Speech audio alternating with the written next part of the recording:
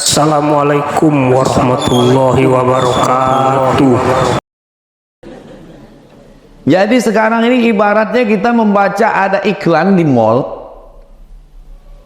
cuci gudang. Dari mulai siang ini sampai tenggelam matahari, kita pun masuk ke dalam gudang tadi membawa tas. Kita mau penuhkan tas kita karena cuci gudang. Tengok ini bagus, nantilah. Tengok ini bagus, nantilah. Ini minyak nampaknya murah, nantilah. Ini nampaknya kompor bagus, nantilah. Akhirnya waktu pun habis. Maka apa yang bisa kita laksanakan, laksanakan. Saya bisanya puasa Pak Ustadz, bagus. Ada orang tak bisa puasa, saya puasa tak bisa Pak Ustadz. Kemarin sudah pulang dari Malaka, diponis dokter katanya usus kau berlubang. Tak boleh lambat makan, asal lambat makan turun asam lambung. Asam lambung ini membuat lambung menggiling, kalau tak ada makanan yang digilingnya sakit, maka mesti cepat masuk. Akhirnya kemana-mana bawa tas, disangka orang isinya laptop, rupanya roti gabin. Lapor sedikit maunya, lapor sedikit mau. Tak apa-apa, jangan berkecil hati yang tak bisa puasa sunat. Bagaimana saya ini Pak Ustadz tak bisa puasa di bulan Muharram ini? Banyak-banyak sholat sunat. Pagi sebelum berangkat sholat duha. Jangan gara-gara mengejar waktu afdal jam 9, jam 10 meninggalkan pekerjaan. Mengantri orang di kantor panjang, orang ngantri. Pas ditanya, kenapa panjang kali antriannya? Pegawainya mana? Pegawainya sedang khusyuk sholat duha. Padahal sholat duha itu sunnah. Melayani orang banyak adalah wajib. Pegawai Pemko berarti dia minta izin kepada 1.200.000 warga penduduk Pekanbaru. Pegawai Pemda berarti dia mesti minta izin kepada 6,7 juta penduduk Riau. Itu Pemko dan Pemda. Adapun pengadilan negeri tak usah kita bahas, karena ada orangnya di sini kan, nggak enak gini. Begitulah kita akan dituntut nanti di hadapan Allah Subhanahu wa taala. Jadi kapanlah kami sholat duha itu Pak Ustadz? Pagi. Sekarang waktu terbit matahari untuk Pekanbaru jam 6.15. Lewatkan 12 menit. Jam 6.15 terbit matahari syuruk, baru boleh sholat sunat setelah matahari naik setinggi galah. Setinggi galah itu diukur 12 menit. Naik 12 menit, 6.15 tambah 12, 6.27 sudah bisa sholat duha. Sebelum ke kantor sholat duha berangkat. Kau ganteng bukan karena skincare-mu, kau cantik bukan karena kau rajin minum jus bengkoang, tapi karena bekas air wudhu. Ibu-ibu pun nanti kalau ditanya orang, kok aku tengok awet muda tak berkerut, ini bekas wudhu. Oh, jadi kau sangka kami ini bertayamum semua, kata. Jadi sholat duha. Lalu kemudian sholat zuhur, qabliyah zuhur 12 rakaat sehari semalam, sama dengan dibangunkan satu tempat di surga, macam bangun masjid. Man sholla isnatai asyrata rakaat, siapa yang sholat 12 rakaat fil yaumi wal lailah, sehari semalam, bunya lahu bihinna baitun fil jannah, dibangunkan untuknya satu tempat dalam surga. 2 rakaat sebelum subuh, qabliyah subuh. Qabliyah subuh ini walaupun terlambat tetap qabliyah subuh. Sekarang subuh jam 5, terbangun jam 5.30, tetap qabliyah subuh. Usolli sunnatas subuhi rak'ataini qabliyatan. Pahalanya khairum minad dunya wa ma fiha, lebih baik daripada dunia dan seisinya. Jam 5.30 Pak Ustadz tetap qabliyah subuh. Saya Pak Ustadz kalau pas hari-hari libur itu kadang jam 8 baru terbangun Pak Ustadz. Tahu salah sembahyang, neraka jahanam tempat. Ya dah. Kita tinggal di Pekanbaru, azan bersaut-sautan. Apalagi kalau hari Ahad, hari libur, itu pengajian ustadz yang top-top, yang hebat-hebat itu ada. Masjid Ar-Rahman, Masjid Raya Senaplan Pasar Bawah, Masjid An-Nur, Masjid Akramun Nas, Masjid banyak sekali. Maka kita usahakan. Ini kadang banyak orang Pekanbaru, kalau pas acara apa namanya yang lari-lari jalan ditutup tuh, ya, saya sebetulnya cuma ngetes saja, tahu tuh orang. Kalau untuk mengejar Car Free Day, pakai baju tong plastik sampah pula tuh. Saya tengoklah orang di Car Free Day ini, larinya cuma 2 putaran, minum makannya 4 mangkok. Ustaz ada juga di Car Free Day itu, ada, saya sering ke situ Car Free Day. Kok kami nggak pernah nampak Ustaz? Mana nampak masker 2 lapis, pakai kacamata hitam. Ada juga kadang jamaah yang tahu Ustaz Somad ya, bukan, saya bilang. Kenapalah untuk yang bersifat fisik kita begitu memperhatikan?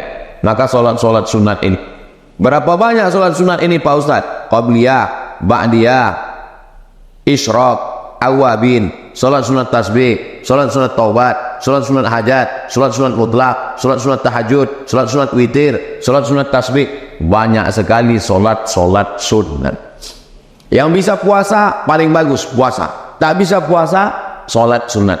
Saya solat sunat pun tak bisa Pak Ustaz, kadang sakitlah kaki, berkunang-kunang segala macam. Memang kalau udah mau solat ni ada aja itu, dan memang itulah SOP-nya, SOS dia, standar operasional setan. Jangan heran kalau untuk yang baik-baik ini terasalah berdenyut di sini, pas mau ke mall sehat. Memang udah itu kerja dia. Nomor 2 tak bisa solat sunat, tak bisa. Yang agak bawah, membaca Al-Quran. Ini hari Jumat baca surat Al-Kahfi. Man qara'a surat Al-Kahfi, siapa yang membaca surat Al-Kahfi petang Jumat, sore Jumat, siang Jumat, malam Jumat, sampai nanti waktunya habis sebelum azan maghrib, adha'a lahu min nur, Allah berikan dia nur, cahaya, ma bainal jumu'ataini, sampai Jumat yang akan datang. Cahayanya itu sampai ke hati kita. Hati kita bisa membedakan mana hak, mana batil, mana betul, mana batil, mana bengkok, mana lurus, mana hitam, mana putih. Saking banyaknya orang batil berkata betul, akhirnya orang betul merasa batil. Betul apa batil? Batil apa betul? Betul, batil, batil, betul. Lama-lama ditanya, kau betul apa batil? Entah, aku tak tahu, entah aku betul, entah dia batil. Maka untuk menerangkan hati kita, itulah kita mesti banyak. Malam Jumat baca Yasin. Man qara'a Yasin fi lailatin, siapa yang baca Yasin pada suatu malam, asbaha maghfuran lah, subuhnya dia sudah diampunkan Allah Subhanahu wa taala. Tak sanggup saya baca Quran Yasin panjang Pak Ustaz. Zikir 10 habis subuh, habis maghrib. Habis subuh awal hari, habis maghrib awal malam. Istighfar, Al-Fatihah, Qul huwallah, Al-Falaq, An-Nas, pangkal Al-Baqarah sampai wa ulaika humul muflihun, ayat kursi, lillahi ma fis samawati, tutup dengan la ilaha illallah, afdhalul zikri la ilaha illallah, tutup. Tak sampai amal kita tidak berselawat, ditutup dengan Allahumma sholli ala sayyidina Muhammad. 10 amal ringkas. Karena keterbatasan saya, buku yang bisa saya kasih tentang amal yang 10 tadi, tapi sebenarnya bisa diingat. Yang saya tuliskan itu dalil-dalilnya. Tadi ada saya disampaikan oleh Ustadz Al-Nob ke Pak Ketua Pengadilan Tinggi dan Pengadilan Negeri. Tapi sebetulnya boleh dikopi. Jadi Bapak Ibu kalau dikasih Pak Ketua nanti minjam, boleh dikopi. Ustadz Al-Nob nanti kasihkan 1 ke pegawai kita, biar dikopi dibagikan. Boleh kami kopi buku Ustadz nih? Saya bilang boleh. Asal jangan di sampulnya itu dibuat coblos nomor, itu tak boleh. Maka dibagikan sebagai amal jariah supaya mengalir pahalanya untuk kita semua insyaallah. Amin. Puasa tak sanggup. Salat sunat tak sanggup. Baca Quran tak sanggup. Amal yang paling ringan, tak perlu berdiri, tak perlu bergerak, tak perlu mata terbuka, tutup mata duduk zikir. Astaghfirullah, astaghfirullah, astaghfirullah, astaghfirullah, astaghfirullah. Habis istighfar bersih. Setelah bersih, Allahumma salli ala sayyidina Muhammad wa ala ali sayyidina Muhammad. Setelah berselawat, afdhalu dzikri la ilaha illallah, la ilaha illallah, la ilaha illallah. Berzikir kalau bisa dihitung, biar tahu kita udah berapa jumlahnya. Cari tasbih yang ujungnya ada mata 10. Kalau sudah dapat 1, 100, 200, 300, 1000. Saya Pak Ustaz tak mau pakai tasbih yang pakai mata begitu, malu nampak orang. Saya pakai tasbih digital macam cincin. Bagus. Pelan-pelan. La ilaha illallah. La ilaha. Karena saya kadang heran juga orang pakai tasbih yang digital ini, cepat kali tangan dia saya tengok. Apa zikir kawan? Pergi umroh membeli tasbih 100, habis semuanya untuk tamu, tinggal satu digantungkan di mobil. Judul ceritanya ketika mobil bertasbih. Mobil bertasbih, yang punya mobil masuk neraka. Ambillah tasbih dari mobil itu, bilang sama mobil itu, mobil udah 11 bulan kau bertasbih, untuk bulan Muharram nih kau izinkan aku ya, nanti Rabiul Awal ku balikkan lagi. Bertasbihlah, subhanallah wa bihamdihi subhanallahil azim. Gak bisa berzikir Pak Ustadz, kami di kantor pengadilan negeri Pekanbaru ini melayani banyak orang.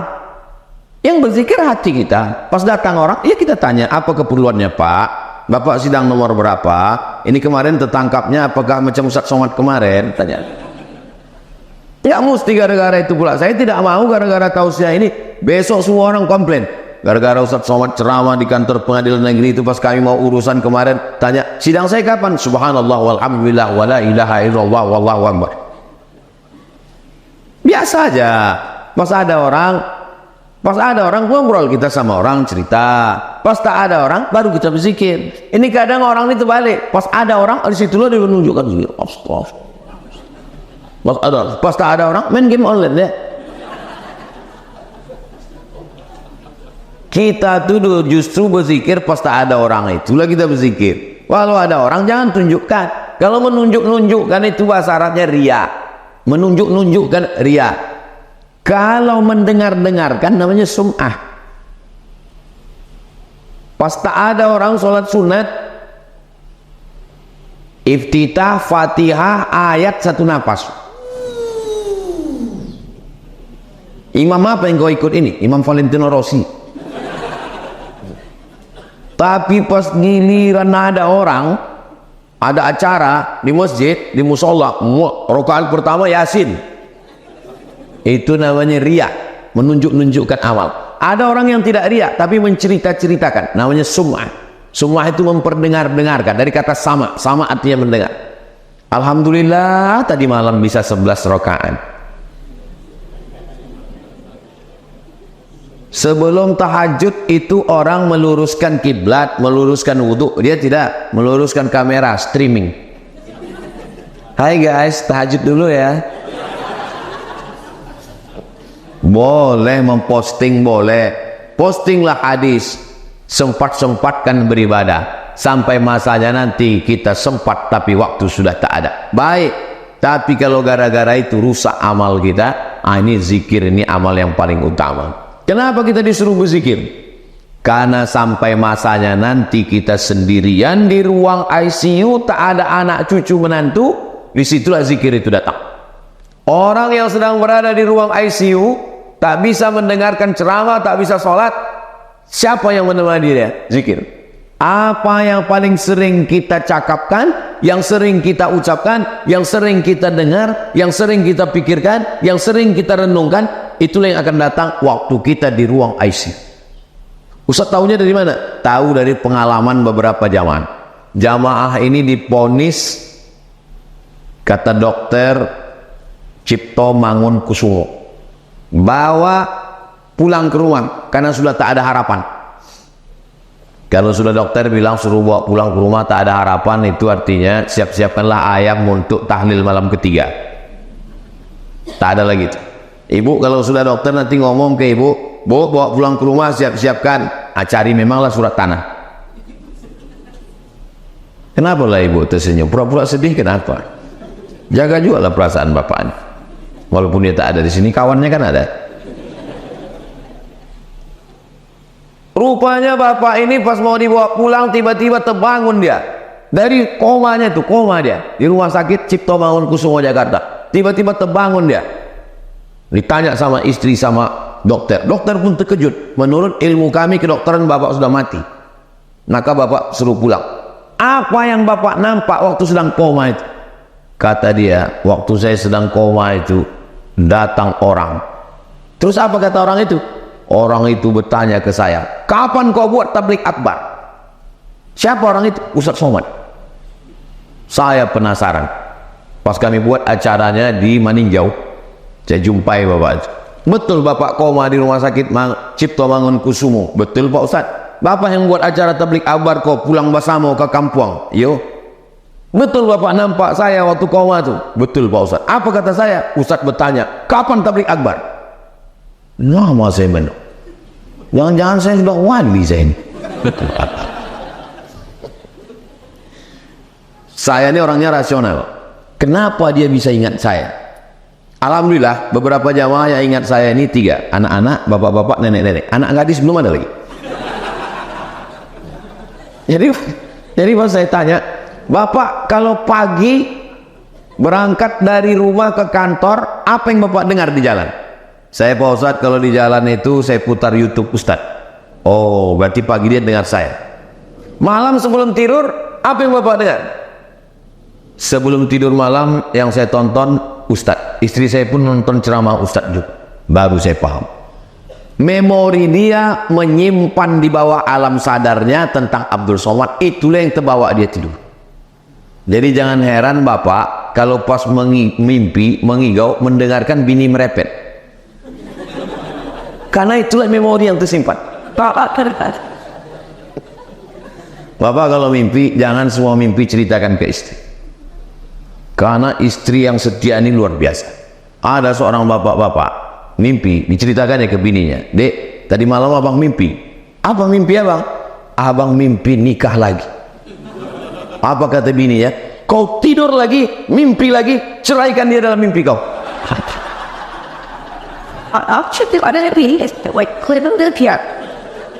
Sampai begitulah. Kalau ada perempuan yang model begitu Pak, itu adalah bidadari surga. Begitu cara menghibur hati orang yang nggak usah jelas. Bapak Ibu yang dimuliakan Allah Subhanahu Wa Taala, saya berceramah di kantor pengadilan ini terus terang sebelum berangkat segini agak bergetar hati saya. Kenapa? Karena datang dulu pertama pun kemarin bergetar juga. Mau sidang di bawah kan? Getarannya itu masih ada. Ini bukan sembarang kantor, ini pengadilan bro. Aja dalam hati saya cemana lah gue nanti pengadilan. Tapi begitu ngomong mengalir lancar aja, tak terasa rupanya udah jam 9. Nah itu. Jadi rupanya pengalaman kita lah yang biasa menyampaikan kata sambutan. Tanya nanti kepada Pak Ketua kalau tak percaya. Itu kita ngomong lancar tak lancar itu tergantung suasana hati hadirin pendengarnya. Ini saya ngomong lancar ini karena orang ini hatinya lapang semua ini. Nggak tahu juga lah ya. Ini. Jadi rupanya kalau orang tua hatinya lapang, kita yang menyampaikan pun tenang, lapang, lancar. Pengalaman saya ceramah, kalau yang mendengar itu hatinya kusut, saya pun menyampaikan itu lama kali terasa. Dia tengok macam tak bergerak jam itu. Kapan itu Pak Ustadz? Pas acara menyambut buka puasa. Makanya Ustadz Alno undang, Ustadz, ada acara kok berbuka puasa. Cari Ustadz lain kecewa. Karena pengalaman saya nyambut buka puasa itu lama kali terasa ceram. Suwi tenan Pak. Wis bilang-bilang dino itu. Jadi pas saya selesai tausiah menyambut buka puasa itu saya bilang ke jamaah, saya tadi pas acara nyambut puasa buka puasa itu lama kali saya rasa ceramah. Kata mereka, kami yang mendengarkan lebih lama lagi Pak Ustadz. Jadi inti kesimpulannya adalah amal yang paling tinggi puasa, tak bisa puasa sholat sunat, tak bisa sholat sunat baca Quran, tak bisa baca Quran zikir, tak bisa zikir pergi ke jembatan Leton. Tahu Leton kan?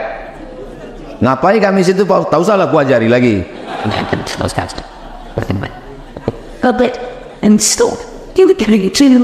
Ada amal yang tak perlu puasa, tak perlu sholat sunat, tak perlu baca Quran, tak perlu zikir, tapi amalnya mengalir tak putus. Apa dia? Sedekah. Itu sudah berdiri pondok pesantren sekarang tahun keempat.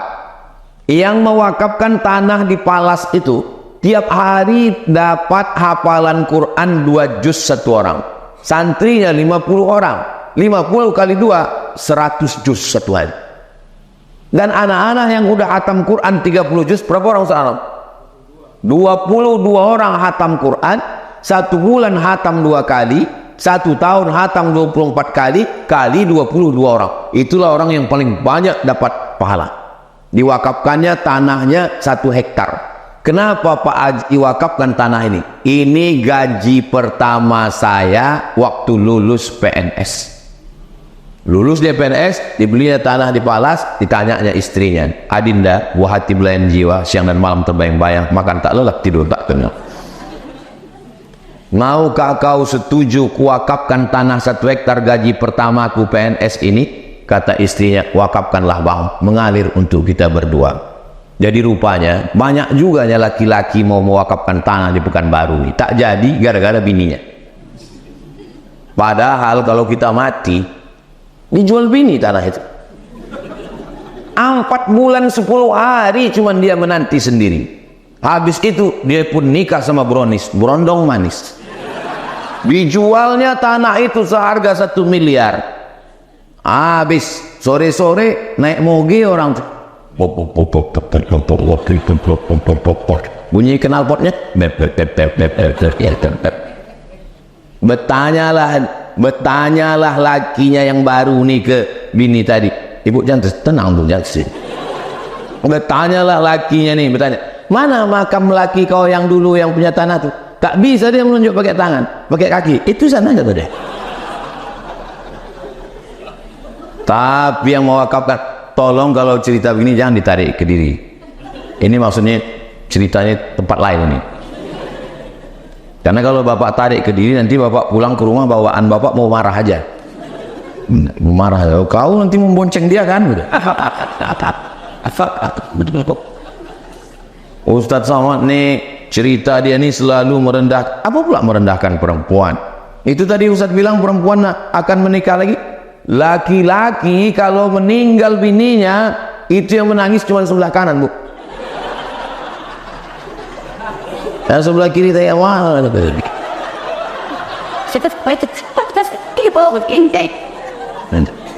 Kalau ibu tak percaya, nanti malam pas jam-jam agak jam 12 jam 1 ibu pura-pura serangan jantung. Apa yang pertama dilakukannya? Membuka cincin sama gelang. Tapi yang ini tak bisa lagi dipakai karena udah bocor. Dan nanti malam kalau ibu pura-pura meninggal, apalagi suaminya ada, ini ceramah Ustaz Somad tadi kan, gitu deh. Kok tahu bang? Kau kan tak kerja di pengadilan, acaranya kan streaming deh, gitu. Kau pikir cuman kau aja yang dengar ceramah Ustaz Somad? Aku dengar juga di channel Ustaz Abdul Somad Official. Subscribe, like, share, and comment. Tapi jangan tepuk tangan dulu. Untuk yang pagi ini share-nya di channel Tabung Wakaf Official. Semua duit ibu yang masuk ke Tabung Wakaf Official itu mengalir pahalanya ke Pondok Pesantren Tahfiz Quran Nurul Azhar. Di mana pondok itu Pak Ustaz? Jembatan Leton. Simpang Bingung kan? Simpang Bingung belok kiri sebelum TPU Kopin. Makanya slogannya, sebelum ke TPU singgah ke YTWU. Kalau sudah ke TPU jangan lagi datang ke YTWU, karena kami tak mau menerima hantu. Nanti ibu menengok, asalnya tanah itu 2 hektar, datanglah orang kaya, belum lagi masuk dia ke dalam, baru menengok pagarnya aja. Semua orang yang kami bawa ke Nurul Azhar itu asal masuk ke dalam macam menengok kucing Anggora.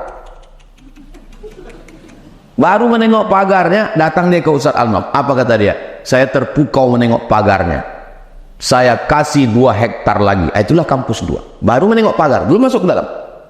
Masuk dia ke dalam, 4 hektar dapat. Belum lagi, nanti nengok.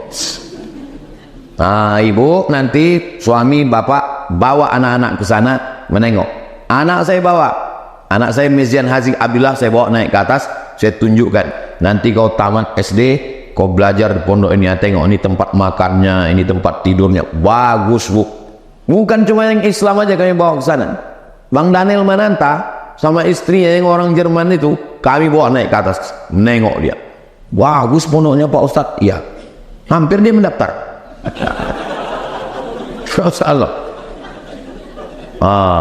Alhamdulillah. Mudah-mudahan berkah rezeki kita lewat sudah 5 menit. Saking sedapnya ceramah di pengadilan negeri. Itu yang dapat saya sampaikan. Terima kasih atas segala perhatian. Mohon maaf atas segala kesilapan dan kekhilafan. Kalau ada kata-kata saya menyinggung perasaan Bapak Ibu, mau Bapak Ibu maafkan saya. Alhamdulillah. Lebih baik meminta maaf di sini daripada mencari Bapak Ibu di padang mahsyar. Di padang panjang aja payah kita jumpa. Bagi di padang mahsyar. Alhamdulillah.